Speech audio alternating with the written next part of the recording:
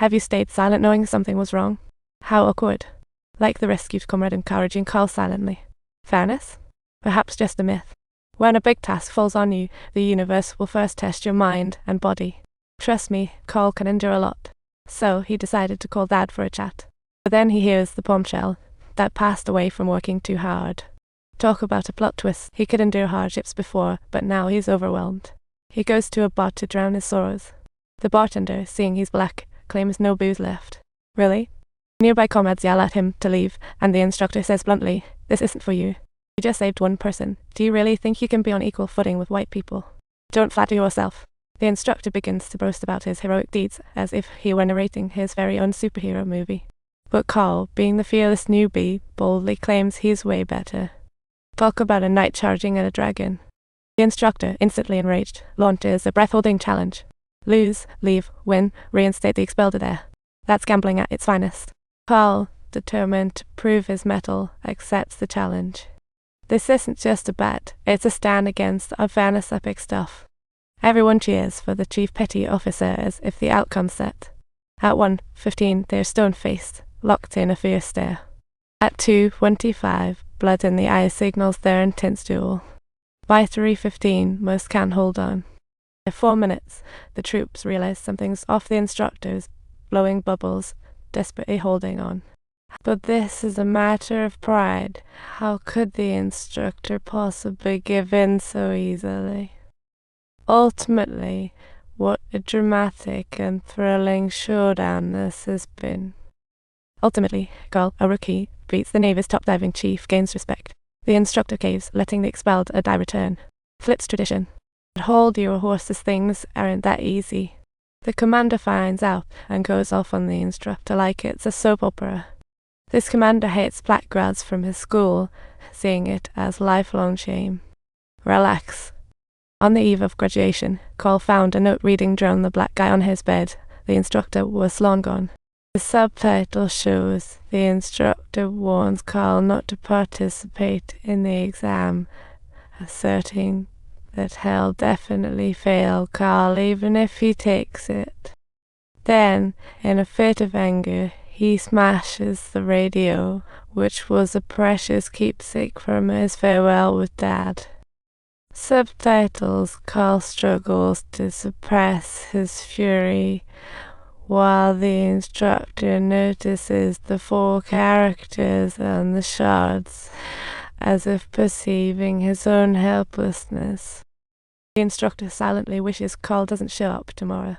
But Carl, quit isn't even in his dictionary. Surprise, surprise. Carl shows up in front of everyone, making jaws drop like it's a movie twist. The exam.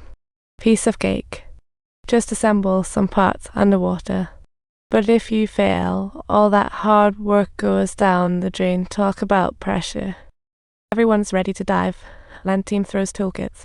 When Carl's turn comes, the commander gives orders. They cut the toolkit, and the parts scatter like confetti. Ouch, my heart. At 4 a.m., the last man surfaces, dazed but successful. Meanwhile, Carl's hunting for parts in the sand underwater. TikTok. It's nearly night. Not exactly a picture. The water's freezing, yet Carl is still determined not to surface.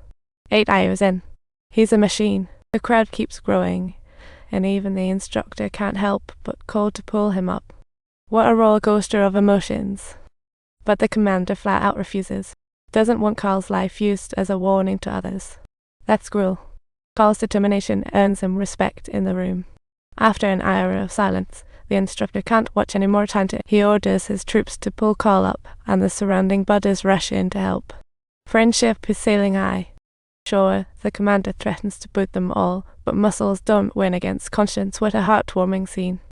Then the edge of the shore suddenly slides down, and the instructor's light grab it. Surprised it's assembled parts. Then Carl, shaking all over, finally surfaces. What a breakthrough. Everyone's utterly shocked.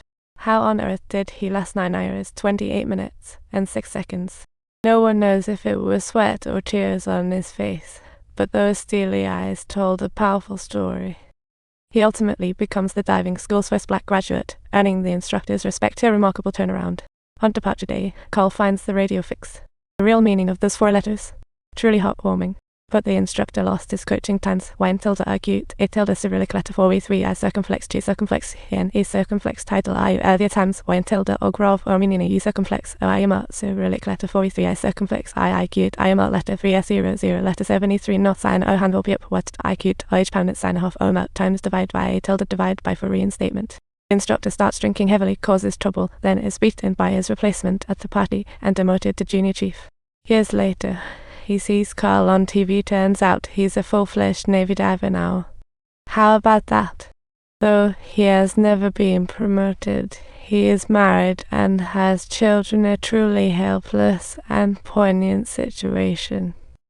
But seriously, with so many white divers around, having a black guy as a chief diver, that's a wild idea. A B-52 52 crashed in a Spanish village, but its crew manually dropped 3 huge cyanide bombs first. One floats out to sea, talk about a super weapon that could sink a country. Russia rushes submersibles to find it. According to international maritime law, lost weapons at sea belong to whoever finds them first. America needs to hurry up, so they pick Carl as the diver to search for the cyanide bombs. What a courageous dude. Subtitles: as he dives, all seems calm. Carl chats with the crew, then bam, a Russian sub attacks. He quickly dashed to the side in an attempt to evade, but unfortunately failed to do so, getting his oxygen tube caught by the submarine's flank, and Carl then fainted in the seabed. What a tragic incident. After a while, he wakes up and spots cyanide bombs at the seabed.